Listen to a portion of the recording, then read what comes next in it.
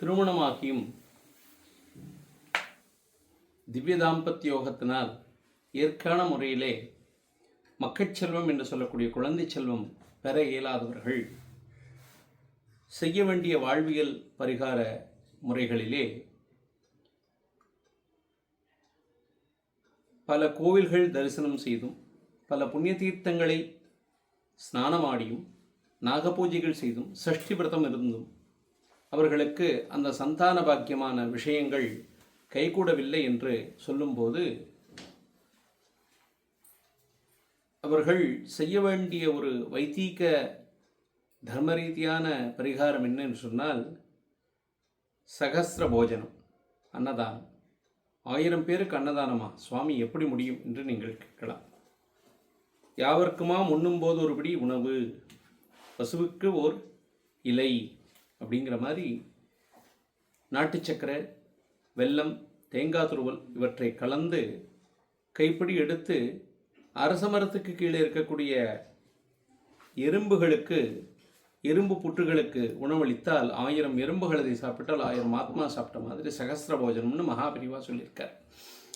இயலாதவர்கள் இந்த மாதிரியான எளிமையான பரிகாரத்தை பக்தி ஸ்ரத்தையோடு அனுஷ்டானம் பண்ணினால் அவர்களுக்கு ஒரு நல்ல டாக்டர் வாய்ப்பார்கள், மருத்துவ ரீதியான பலம் ஏற்படும்.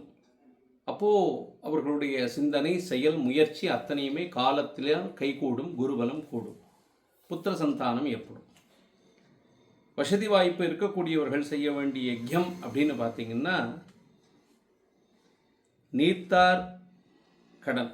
வீட்டிலே வம்சத்திலே வாழ்ந்து மறைந்த முன்னோர்களுக்கான பிரீத்தியாக ராமேஸ்வர க்ஷேத்திரம், காஷி க்ஷேத்திரம் இப்படி புண்ணிய க்ஷேத்திரங்களில் போய் அவர்களுக்கு எழுதர்ப்பணம் கொடுக்கறது, திலோகமம் பண்ணுறது, அவர்களுடைய ஆசீர்வாதத்தை பெறுதல், இதெல்லாம் வம்சத்தை விருத்தி பண்ணும். இதற்கு அடுத்தது வேத ரீதியாக சொல்லக்கூடிய விஷயம் புத்திரகாமேஷ்டி யஜ்யம். இந்த புத்திரகாமேஷ்டி யஜ்யம்னா ஏதோ ஒரு ஹோமம் பண்ணுறதுன்னு மாத்திரம் அர்த்தம் இல்லை. தபஸ் பண்ணிக்கிறது. எனக்கு நல்ல குழந்தைகள் வேணும், நல்ல ஆரோக்கியமான குழந்தை வேணும் அப்படின்னு பெண்கள் திருமணத்துக்கு முன்னால் செய்ய வேண்டிய விரதம் இந்த காத்தியாயினி நோன்புன்னு பேர். பாவை நோன்புன்னு ஆண்டாள் சொல்கிறாள். இது அந்த நந்தகோப சுதம் தே அப்படின்னு அந்த நந்தகோப சுதனான கிருஷ்ணனையே எனக்கு கணவனாக வரணும், அவனை போலே ஒரு குழந்தையும் வேணும்னு பிரார்த்தனை பண்ணுறது தான் இந்த பாவை நோம்பினுடைய அனுபவம். மார்கழியினுடைய அற்புதமான இந்த தருணத்திலே இந்த காத்தியாயன விரதத்தை பெண்கள் திருமணத்துக்கு முன்னாலே அனுஷ்டானம் பண்ணினால் காத்தியாயினி மகாதேவி மகாயோகினி யதீஸ்வரி நந்தகோப சுதம் மே பதிம், எனக்கு அவரே கணவனாக வரணும் கிருஷ்ணனே.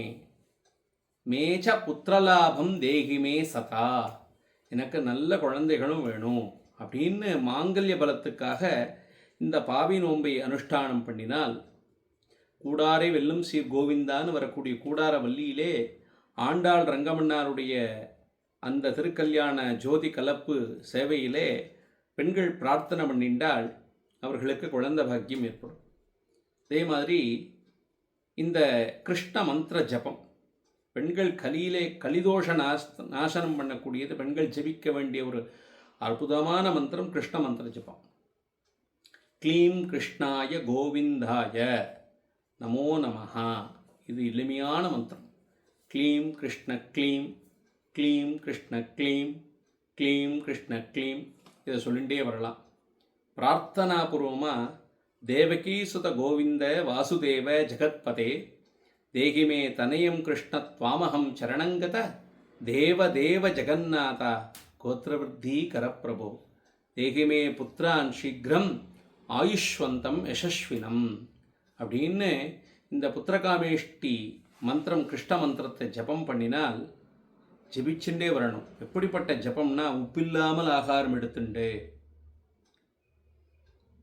கிருஷ்ணரையே தாரகமா க்ளீம் கிருஷ்ண க்ளீம்னு 108 முறை ஜபம் பண்ணிண்டு துளசி தள வைத்த தாமரை பாத்திரத்தில் துளசியை போட்டு தண்ணியை வச்சு காலையில் எந்திரிச்சு குடிச்சிட்டு கிருஷ்ண மந்திரத்தை ஜபம் பண்ணிட்டு துளசி மாலையினாலேயே ஜபம் பண்ணிட்டு அந்த கிருஷ்ண மந்திரத்தோட இந்த கோத்திர விருத்தி, குலவிருத்தி, புத்திரவிருத்திக்கான பிரார்த்தனையை வச்சுட்டு அவர்கள் வெண்ணெயை கிருஷ்ணனுக்கு நிவேத்தியம் பண்ணி பண்ணி அந்த வெண்ணெயை ஆகாரமாக வெத்தலையோடு சேர்த்து சாப்பிட்டால் கருப்பையில் ஏற்படக்கூடிய குணதோஷங்கள் எல்லாமே, கருப்பையின் பாக்டீரியாஸ், கருப்பை ஹார்மோன் இம்பேலன்ஸ், பிசிடி ப்ராப்ளம், இப்படி பல விஷயங்கள் எல்லாம் அதில் அந்த கருப்பை உஷ்ணம் குறைந்து கருப்பையில் கரு தங்கக்கூடிய அமைப்பை ஏற்படுத்துமா.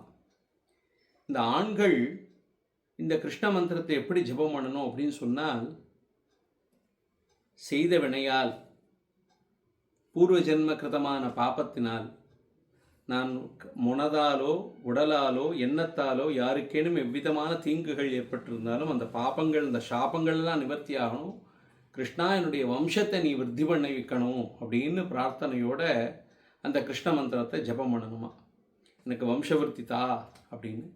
இதே மாதிரி சுவாமிநாதன் குருஹுகன் சுப்பிரமணிய சஷ்டியிலே புத்திரகாமேஷ்டியாக விரதம் இருந்து உப்பில்லாமல் சாப்பிட்டு, சஷ்டியில் விரதம் இருந்தால் கருப்பை தங்கும், சுப்பிரமணியா கருவாய் அருவாய் வருவாய் குருவாய் அருள்வாய் குகனே அப்படின்னு நீயே எனக்கு கருவா நிற்கணும் அப்படின்னு சுப்பிரமணிய சுவாமி பிரார்த்தனை பண்ணுறதுனாலே நாகதோஷங்கள் நிவர்த்தியாகும்.